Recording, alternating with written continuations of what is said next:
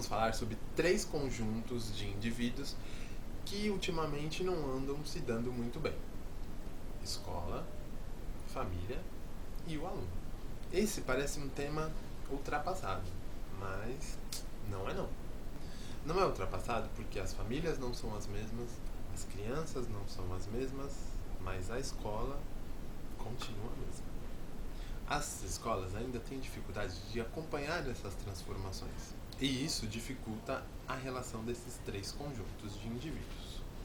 No nosso amigo Aurélio, família significa conjunto de todos os parentes de uma pessoa e principalmente dos que moram com ela, conjunto formado pelos pais e filhos, conjunto formado por 2 pessoas ligadas pelo casamento e pelos seus eventuais descendentes. Enfim, são muitos os significados da palavra família. Porém, a gente sabe que esse estereótipo de família que foi construído ao longo aí da nossa sociedade não existe mais. Hoje as famílias mudaram. Existe pai e pai, mãe e mãe, somente pai, somente mãe, pais separados. O que as pessoas confundem nessas mudanças é que para isso não precisa mudar o princípio básico de tudo isso, dessa estrutura familiar, que é o respeito, que é a responsabilidade de informar, educar, conscientizar, dar afeto, mostrar o que é certo e o que não é certo. As pessoas confundem essa mudança de família com mudança de valores, de atitudes. E pior, jogam para o outro a responsabilidade de educar, de trabalhar com os limites, enfim. Esse outro que eu quero dizer, normalmente é a escola.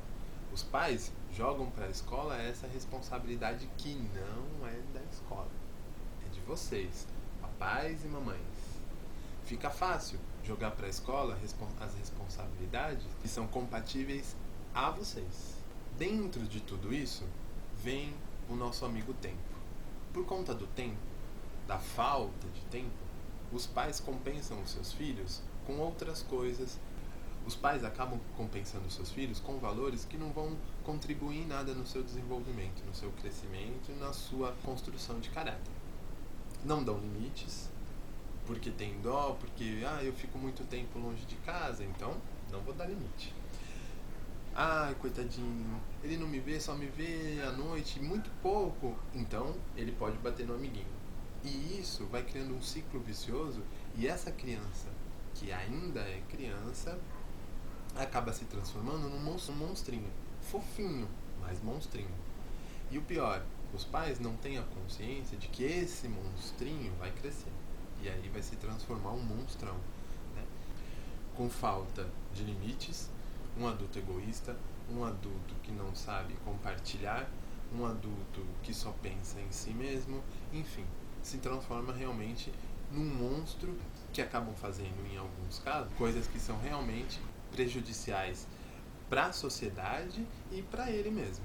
Essa conduta dos pais reflete diretamente no desenvolvimento dos seus filhos. Esses filhos que vão se tornar futuros alunos, provavelmente vão se tornar maus alunos. E quando eu digo maus alunos, eu não me refiro à nota não. Eu me refiro ao comportamento mesmo, à atitude. E é aí que começa o conflito entre alunos e escola. E acabam prejudicando o seu desenvolvimento dentro da escola. Por quê?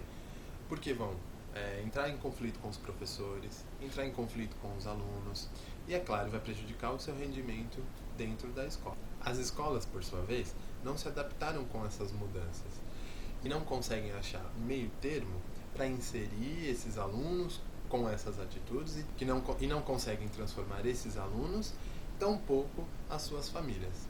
Transformar, que eu digo, no sentido de conscientização, de tentar mostrar para essa família a melhor maneira de reestruturar esse ambiente familiar, esse núcleo familiar. Se a escola tiver a sensibilidade de perceber esse ambiente familiar desestruturado, as chances de reverter esse quadro de desestabilização dessa família é muito maior. A estrutura escolar precisa mudar. quando eu digo estrutura, não é só estrutura física, é estrutura de pensamento.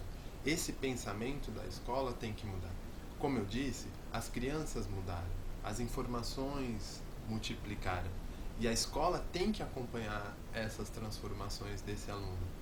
Até porque esse aluno faz parte desse ambiente. Aprender com prazer é fundamental para um desenvolvimento, para um rendimento positivo. Não se aprende sem prazer. É isso que as escolas têm que pensar diferente. Proporcionar para esse aluno um ambiente onde ele se sinta acolhido, onde ele se sinta parte daquele grupo. A gente precisa reverter essa história de escola versus família versus aluno. Não, isso a gente tem que mudar. A gente tem que colocar agora a escola parceira da família, que é parceira do aluno. Esse é o olhar que a gente tem que ter. Um olhar de parceria e não de rivalidade. Olhar como um grupo e não como rivais. Grupo, parceria e não rivalidade. Olha só, eu espero que vocês tenham gostado do nosso vídeo. Espero mais ainda que vocês reflitam e pensem, mas não guardem para si. Compartilhem, escrevam a opinião de vocês, porque isso que é o objetivo do canal. Fazer com que a gente, de uma situação problema, possa debater, conversar, trocar novos conhecimentos e assim chegar num denominador comum, no melhor para todo mundo. Ou pelo menos conseguir atingir aquela pessoa que, poxa, estava em dúvida em determinado assunto, mas nesse bate-papo, nessas descrições, nessas opiniões que eu acabei de ler, eu acabei formando a minha opinião. Então esse é o objetivo do canal. Então, até o próximo vídeo e é hora de pensar. Tchau!